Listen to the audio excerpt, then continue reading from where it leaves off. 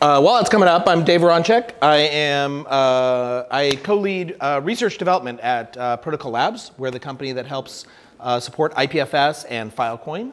That slide didn't load. I'm here to talk about a little bit about Filecoin and IPFS, and then a brand new project that we're kicking off right now, which hopefully will help with reproducibility and computation for science and data sets. Oh, thanks. Okay, so Protocol Labs, for those that don't know, it was founded several years ago after, interestingly, the creation of IPFS and Filecoin. IPFS and Filecoin came about in about 2013, 2014, and Protocol Labs came later. Its goal, its mission in life is to help transform the way that people build software across the web to really help people embrace next generation technologies. And in particular, to be completely open and community driven. We were very lucky to have a successful ICO and to have great funding. And because of that, we want to give everything back. So nearly everything that you see from Protocol Labs is completely open, free, MIT licensed, patent free, et cetera, et cetera. The two technologies that underpin many of the technologies at Protocol Labs are first IPFS, Interplanetary File System, which until recently was a bit of a lie. We weren't interplanetary. Yesterday, we signed a phenomenal new deal with Lockheed Martin. So we will be interplanetary as we speak and appear on satellites. So it actually is no longer a lie. But the essence of it is really to think about IPFS as a way to store files that you see there. Resilient, upgradable, open. It is completely peer-to-peer, completely decentralized. And our goal is to make knowledge last beyond any one entity so that it can be censorship-free and can be free for everyone. The way to think about it is a little bit like this. You have HTTP over on the left, where you have a central server that connects to all these individual computers. IPFS is the reverse. It is individual nodes connecting to each other. There is no central authority. The entire system is driven by peer-to-peer. Filecoin is a layer on top of it, where IPFS, just like HTTP, makes no commitments about whether or not, for example, a website is going to be up or something is stored. It is all a volunteer network. Filecoin provides an incentive layer on top of it, which says, hey, I'd like to store this on the network. Here's a certain amount of coin. And then they make that exchange, and you're able to store it over a certain period of time. That can be, many years. It could be instantaneous deletion. But that's one of the key things that we think is critical about IPFS is that it is up to the user. You don't just put it up there and it's permanent forever. It's your choice to be permanent. You can choose. It can be there permanently, or you can choose to say, like, hey, this is really data that's only supposed to be good for 3 months. Like I said, two layers. The way to think about it is IPFS is the retrieval, sharing, so on and so forth. Filecoin allows for the persistence. We've been very successful with these two technologies. We have about 16 exabytes of data, or space, excuse me, on the Filecoin network. We're adding about a petabyte a day of data across the world. And you can see lots of other stuff there, growing very, very quickly, and we're very excited. And why are we here talking about this? Because the sciences need it more than anything. Whether or not it's public data sets, academic torrents, valuable data sets out there, archive, Wikipedia, so on and so forth, papers, figures, preprint archives. The last thing that a lab wants to burn its money on is maintaining an S3 bucket forever so that someone can go and download data 10 years from now. That is exactly what IPFS is built for. To show you a simple example of how difficult this would be, if you took genomics data, for example, to do a full, excuse me, allergies, I promise, test every day, it's allergies. If you do a full scan, a full genomic study, for one person, that's about 100 gigabytes of data. If you just did Atlanta, that'd be 2 to 40 exabytes, just one city. And obviously, it just gets even worse as you get bigger. So the core challenges for big data are, for better or worse, today, this is in specific for AI research, but it really generalizes, only about 15% of papers even publish their code. So let alone the data that I was talking about, it's even worse than that. 85% of papers are just gone the moment they hit print to PDF and send it off. And it gets even worse as you get into certain organizations. You know, ecology, they're killing it at 37%. When you look down at public health or surgery or things like that, where in a lot of ways these need to be the most public, you're talking about sub 10% reproduction. But it's not that they don't want to, right? They often don't have the cost or budget. The tools are terribly hard to use for this kind of republication. Gravity, moving your data set from wherever it was, on-prem, onto an S3 bucket, onto IPFS or something, can be quite challenging. And collaboration is often quite challenging as well. There's also system challenges as well, right? Data is often, or publication is often controlled by a small set of publishers and linked to a PDF. To steal something from Chris, who's going to talk in just a minute, like certain journals won't even talk, like they don't even want to hear about anything outside of a PDF. It's just give me a PDF and you're done, and then off you go. And you know, the DOI system, which again you'll hear in great depth from Chris momentarily, is broken and insecure. So we would like to help. And the way I think we can help is by providing tools that are familiar, that are simplified and collaborative. And let me give you a quick run through of what that looks like. Familiar, I like to joke because a lot of people will talk about the latest and greatest cloud native technology. I want to run it on Kubernetes. I want to run this, that, and the other. I, as a terrible data scientist, use SED all the time. I love it. It's great. It's 40 years old, right? And you know, like, so I joke, we should bring data science back to the 70s. If you have a platform that doesn't support something like this, you're going to leave a huge number of people out of the loop. Second, simplified, right? So if you're a data scientist today, you're probably sitting in a Jupyter notebook with something like Python. And to do, this is, for those that don't do ML, this is like the most canonical example of a data science project you'll do, a hello world, where you just do housing prices prediction. It's about 4 lines of code using a wonderful library called pandas. If you tried to move that to production or anything where you were doing it at scale that went beyond CSV, it looks like this, right? And that's not even getting started, right? This is written in Java on Hadoop. Anytime you start scaling your stuff up, it looks something like this. And to be honest, this isn't even the whole thing. It also gets much worse because it's also not just a problem for that data science researcher, it's a problem for that poor IT ops person who's maintaining that lab, right? They have a data set that's perfect, and the first thing they do, oh, I don't know why my things aren't coming up here. But the first thing they have to do is all of these random things before they're even able to use these large clusters. Again, this is really not what a data scientist or an academic researcher or anyone wants to spend their time doing. All they want to do is go and launch their model. So they finally do it. That sucked. Off you go. And then they finish. And of course, they accidentally left it running. And now they've burned through their lab's budget for the year. Again, it happens all the time. So the one thing that you know, these SREs and these data scientists and academics can agree on is that MapReduce sucks, right? It works, it's fine, but only if you have a huge team whose singular job is to make sure it runs well, and even then, it still means you're working outside of your area. And the final area that I think a lot of people really struggle with around these academic research is around collaboration. So you see on all of the major clouds, they do have these open data sets, which are great. And they're certainly not every open data set, but it's certainly a lot of them. And yet they're really not very collaborative. So over here I have a picture from Landsat. Landsat's one of the largest satellite imagery data sets. It's all public, produced by NASA once a year. And it's enormous. It's about 1.5 PB. This is, you know, for example, a picture of an island that I thought was pretty. And let's say you have 3 different researchers, each of whom want to do something slightly different with it. This researcher wants to just take a tile of it. This one wants to take it but scale it down to reduce the overall detail. And this one wants to grayscale it. Now, there's many reasons to do this. Each one may have different models and things like that that they want to build. But each one is doing their own purpose. Now you have this researcher who wants all 3. And what can she do with it? Well, the problem is that she has to start from scratch and do all these exercises herself because there really isn't an easy way to reshare that original data set back, or all the work that these other people have done.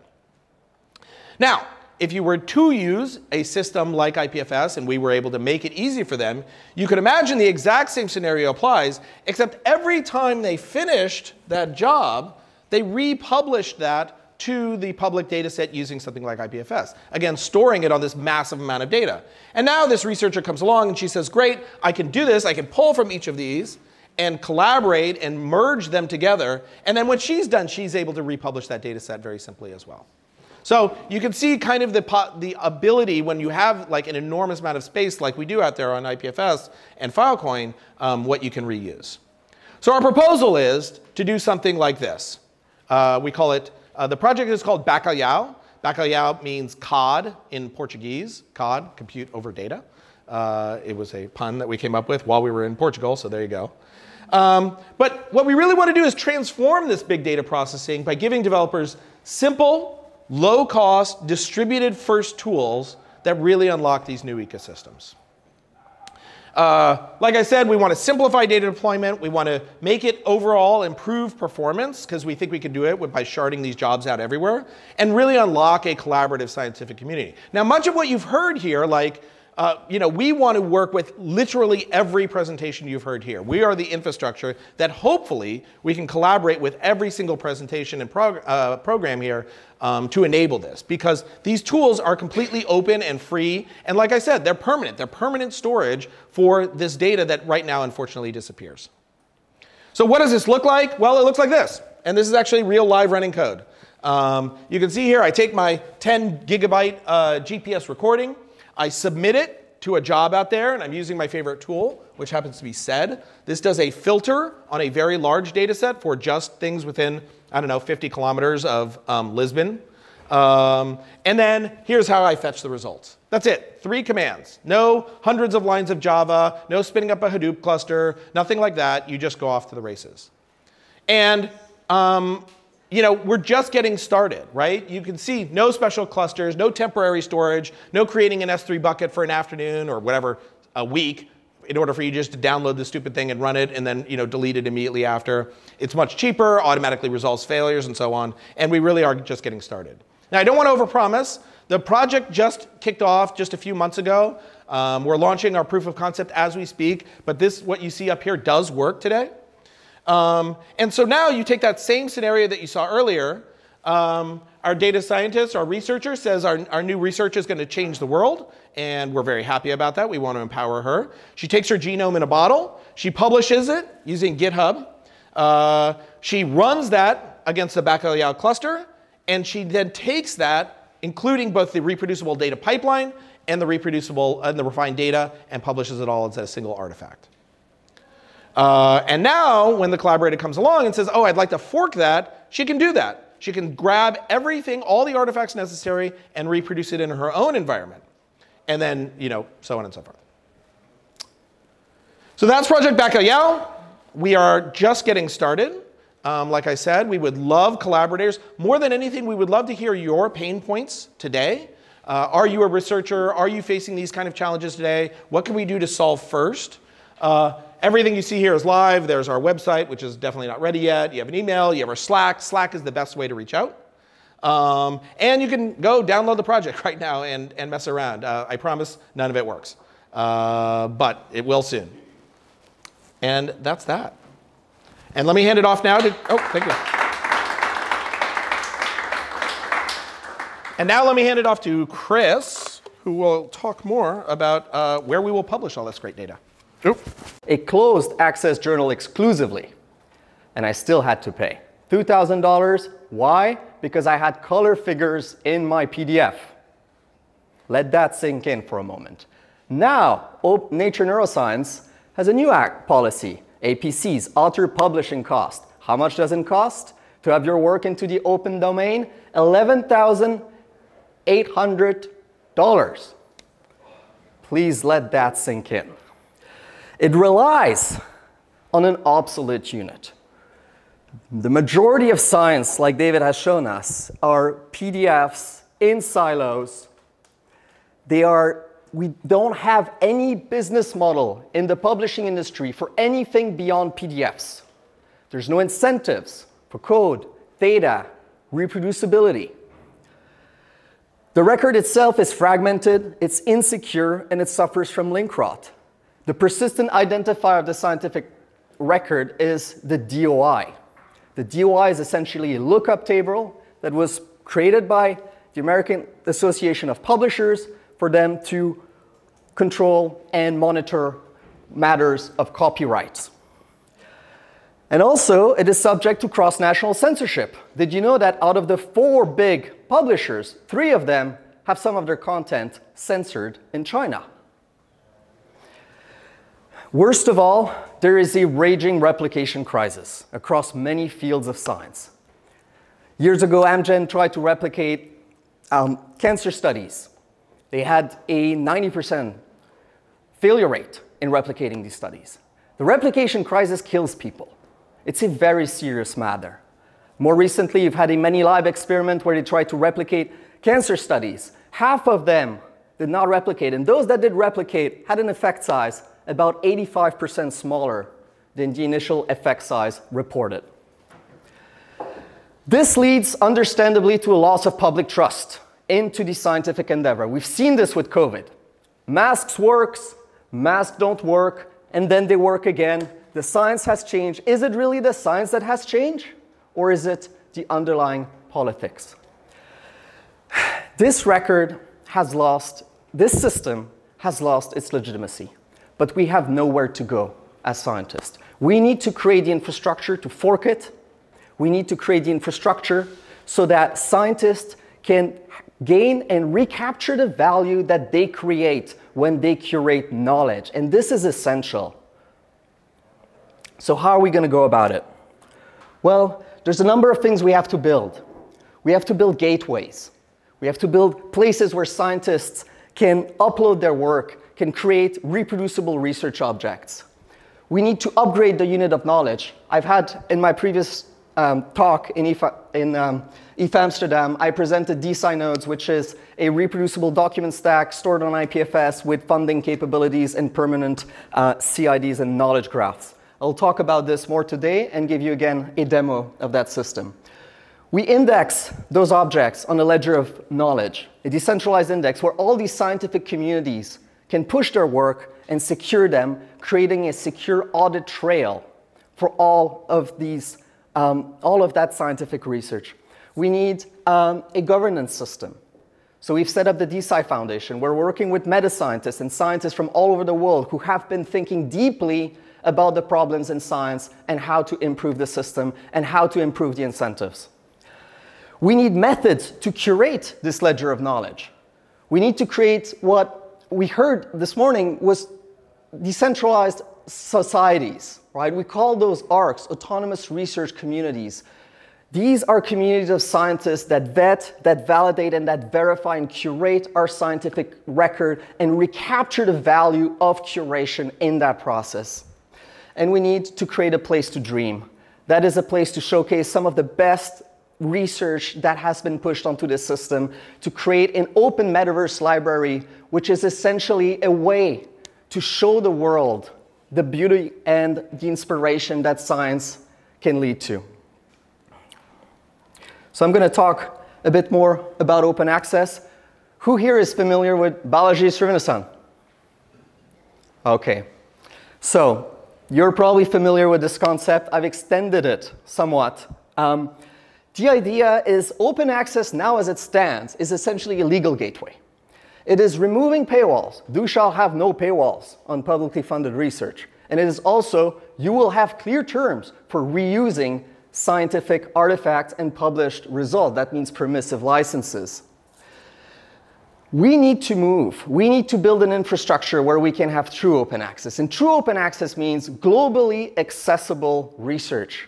It means the ability to have all the pieces of a given research, of a given paper, to reproduce it. It means the ability to openly reproduce that work, to combine all of these components into a transparent container so that others can verify that these results hold up. And it means open verifiability. Everyone should be able to curate and to essentially interact with our ledger of knowledge.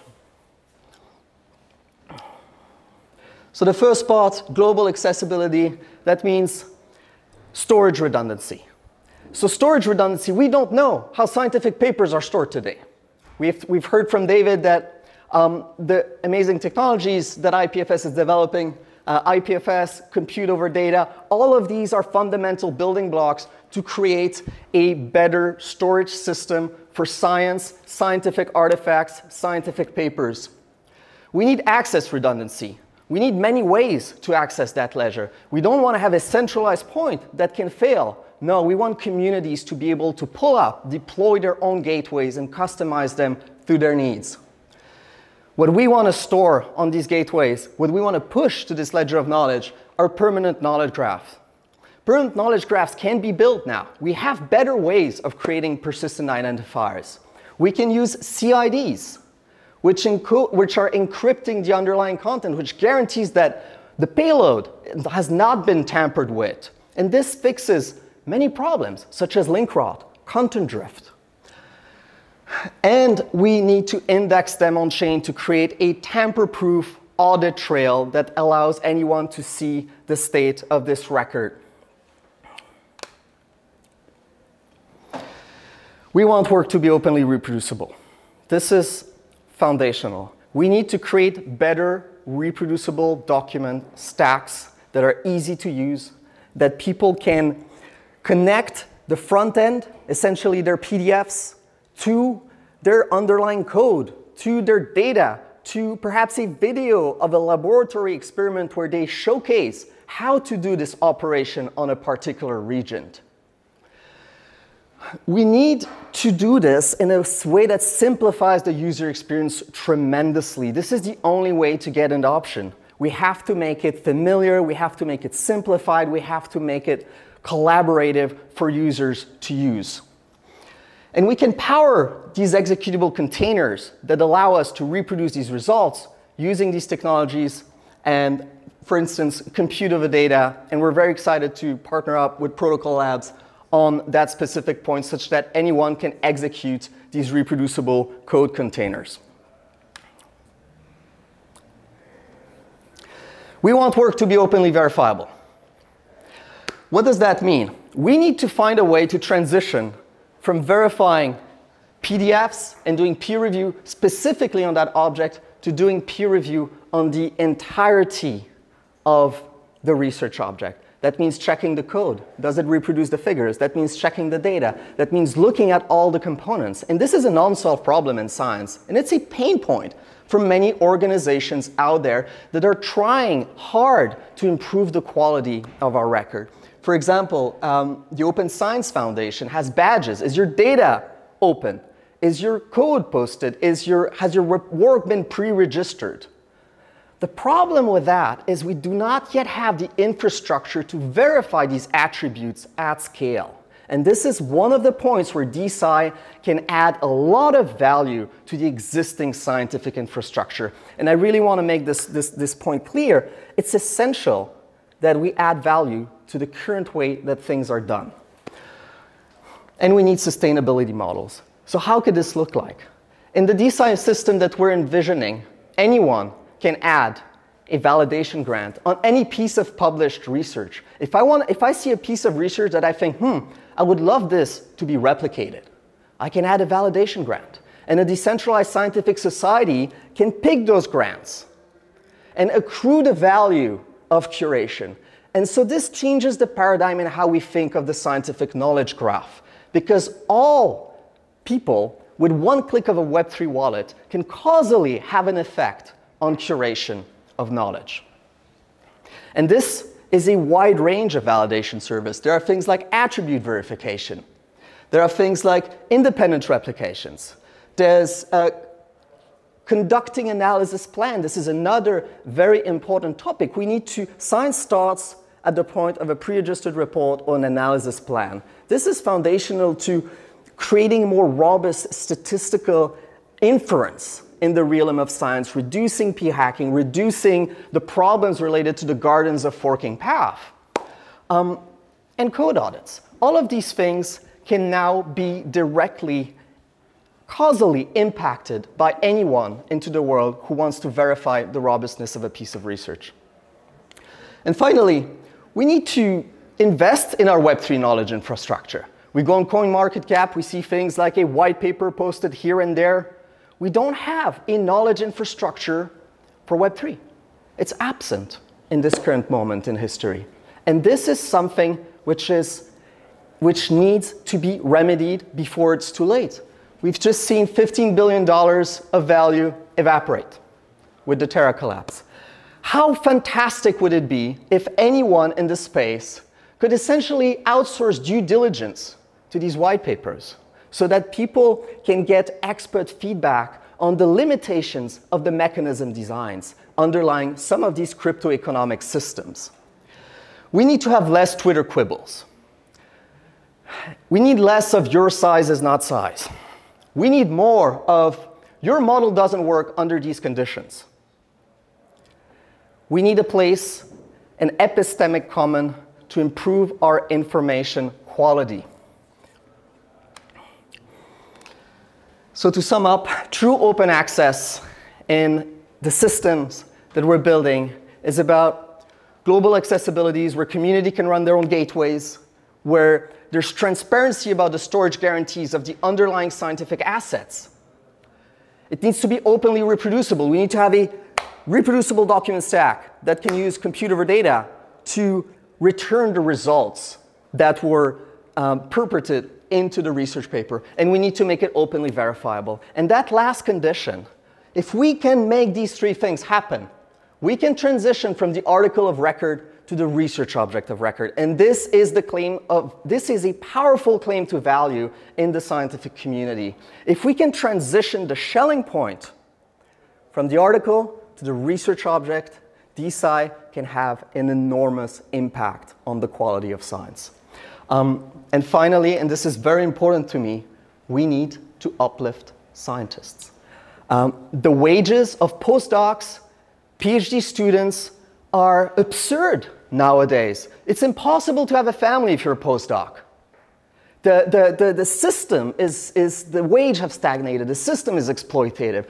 PIs don't really have a lot of leverage to improve the salaries or improve the living condition and material conditions of the scientists that work under them. We can create that leverage.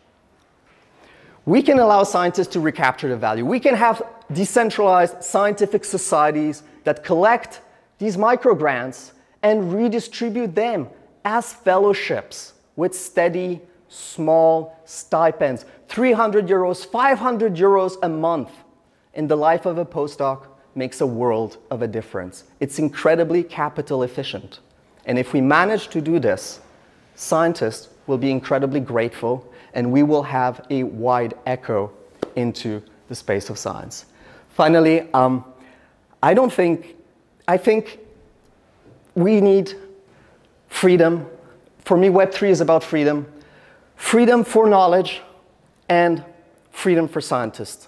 So these are the two North Stars that guide the development philosophies of DeSci Labs.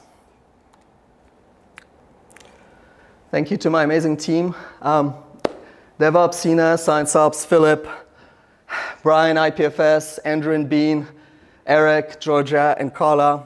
And I will give you now a little demonstration of our system, which we will be launching in the month of June, closed beta. So if you're a scientist and you're interested in using this technology, using this new stack that we're building, please sign up, send us an email, and we will put you on the beta. So this is the website of Protocol Labs Research. It's a Web3 native organization. David has spoken very well and eloquently about the mission. Where do I want to go when I am on a research page like this? I want to go to the PDF. This is where scientists want to be. This is where we want to read. This is where we interact with knowledge. So what we have here, we have a PDF reader. And up here in this paper, which is about new methods of aggregating snarks, there's an embedding. There's a link. This is a link to the immutable token ID, which connects this permanent knowledge graph and essentially allows anyone to access the DeSci app. We have here essentially a very familiar environment. Researchers are now still into their PDF Explorer. And this is Couple of differences here. First of all, we have Web3 wallets integration. And most interestingly, there's a mysterious icon here that I can activate, where I have now all of the components of my research linked immutably, stored decentrally in a knowledge graph connected to this piece of research. So what do I have? I can add, results presentation decks. I can have a video presentation. I can have my code. I can have all sorts of different components. It's essentially a place where all of these artifacts can be gathered, secured, and provided open access for. We have the ability to annotate these PDFs with interactive annotation. You can now go direct to the public and explain what is a trusted ceremony in the context of ZK Snark in a language that demystifies. And I think that's very important. Scientists need to be able to go direct. They need communication tools to do that. We also have support for equations. And one of the features we're most excited upon is that all of these objects you see here, you can essentially drag and drop them in annotations, and you can create dynamic objects that allow the readers and the consumers of this information to have a much clearer understanding and enable reproducibility. So for example, click on Generate Figure 2. What do we have? This is my PDF viewer, and now I have a code ID into it that's built in. I can start reproducing the results from that work directly into my PDF viewer.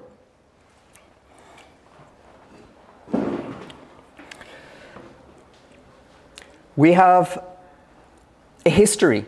So now, this is essentially GitHub for scientists. Every time a scientist commits an update to their research object, this update is pushed on chain, and there's an immutable trace of all the operations that have occurred on this research object. We've gotten this down.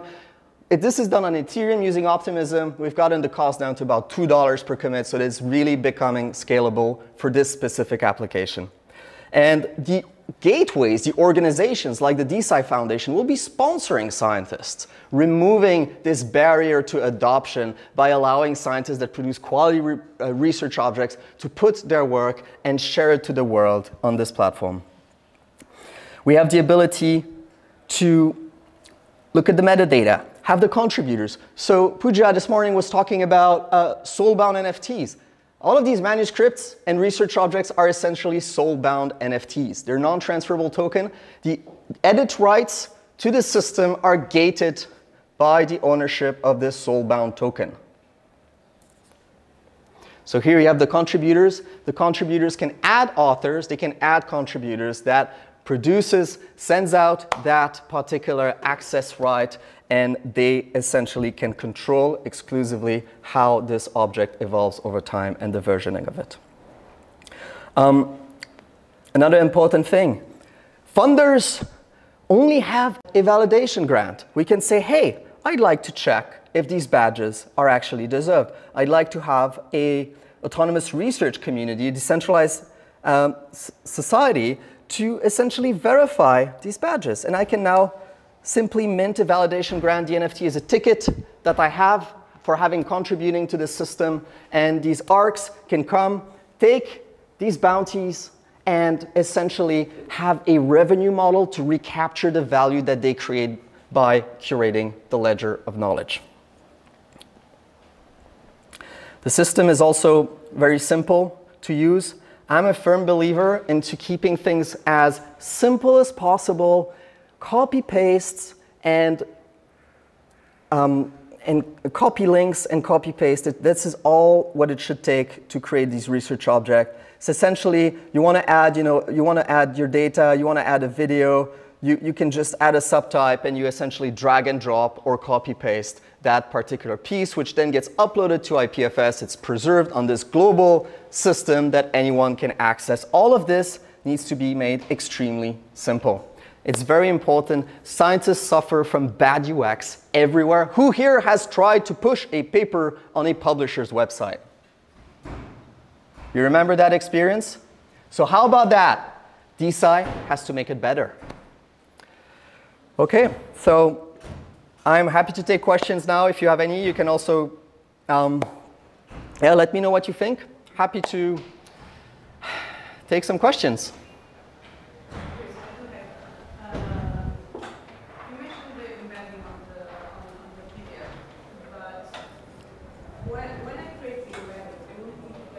Sorry, can you speak louder?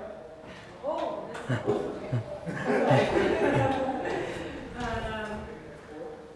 you mentioned the embedding on the PDF. Mm-hmm. It's a PDF file. Yeah. When you add that on the publisher, you won't be able to add the embedding, right? So the way it works, the way we're thinking about this is interactivity and interoperability with preprint platforms.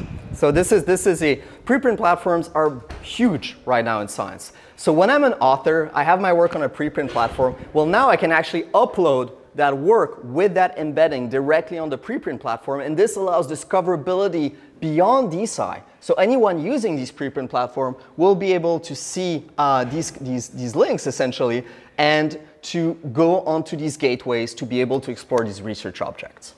Yeah, so if I click it, if I download the PDF, will I still have the link? Yes. And I don't need a special viewer to open it. I just No. click it and I'll go to your website. Yes. Absolutely. So we're preserving interoperability in the scientific domain. So scientists tend to share their work via email, via different methods. Typically, what I don't do is like copy-paste the site of the publisher's HTML. I don't like to do that. That's not my preferred format of reading, and I think that's shared with a lot of scientists. So if we can preserve the current culture of how work is shared between scientists, that reduces the barrier to adoption tremendously. Is the underlying text and data, is the text itself stored in some kind of markup language that then gets rendered to the PDF, or is it stored in the PDF? Yeah, so essentially there's two ways about it. So it is the PDF. So people will push, for instance, they'll copy paste the DOI to their manuscripts, and the system will automatically fetch it, and it'll do it from any preprint platform, right? And along with the DOI, it will query Crossref to get all of the information, all the metadata that's associated with this DOI into the system, right? So it does that. We're thinking, so this is what you've seen here is the browser-based experience, no-code, simple UX. There's also going to be a version for power users with things like overleaf integration. So this is something we're looking into. I think it's also important to go directly to where these manuscripts are produced. And once we have that, then we can push everything, the raw latex, essentially all of the raw data, we can have that from these scientific workflow systems. Yes? Yeah, super interesting work, really. I'm wondering, how can you extend from what you're doing, like how can you make peer review journal obsolete? I didn't see, maybe I missed it, but the peer review aspect of those papers. It's not there yet. Yeah. So we build these, so this is layer 0 of the knowledge stack, essentially. It's like the base layer. It's like where we can operate, where researchers can essentially create interactive preprints that are, these permanent research objects. Then there's going to be the layer on top of it, which is a curation layer. This is where we're going to have these decentralized scientific societies operate on that knowledge. And the idea is that every piece of the stack needs to add value in and for itself.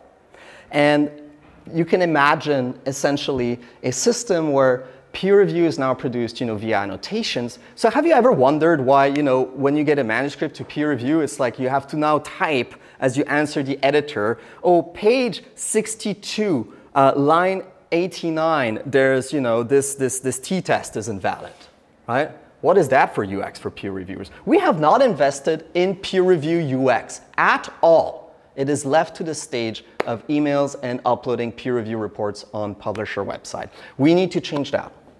We need to invest in ways to make peer reviews more efficient, more simple to conduct, and also easier to spot errors and problems in the manuscript. The question is, would you, for example, enable the creation of journals on DeSci Labs?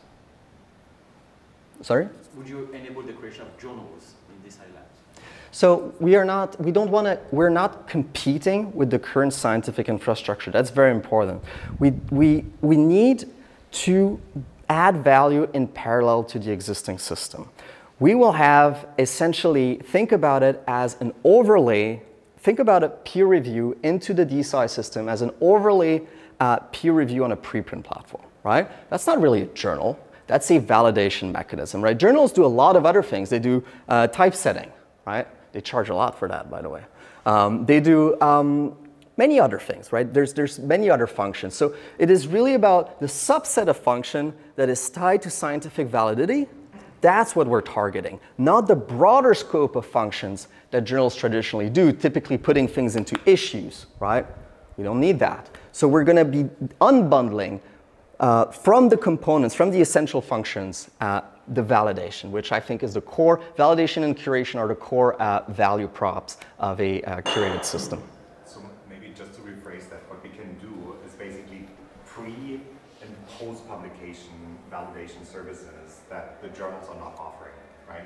Things like reviewing the code, validating the data, issuing replication grants, stuff like that, right? So it adds value. Yeah. It's very important to say that we're not taking any copyright whatsoever from the authors here, right? Not any whatsoever. I just want to put this out clear. This system is built-in open access. There's no switch I can flip to shut it down and to add a paywall in front of it. Because someone will have indexed that, via a graph, subgraph, and people will be able to access that content regardless of me trying to put a paywall on it.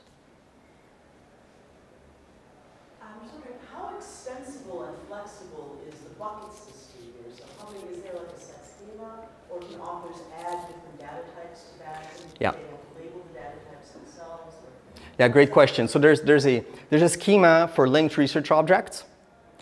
And then there's a component which is community-based, right? So communities have different requirements for metadata to make their metadata fair, right? So I don't know if you're familiar with FAIR. It's findable, interoperable, accessible, and reusable. And there's a set of systems and guidelines for that. And this is something that needs to remain in the hands of communities because, someone doing taxonomy work has a completely different metadata requirement from someone doing machine learning, right? Now, nonetheless, there's a lot of commonalities between the two, right? So the idea is to single out the parts that are very field specific in order for communities to be able to import their own schemas to maximize the fairness of their research outputs.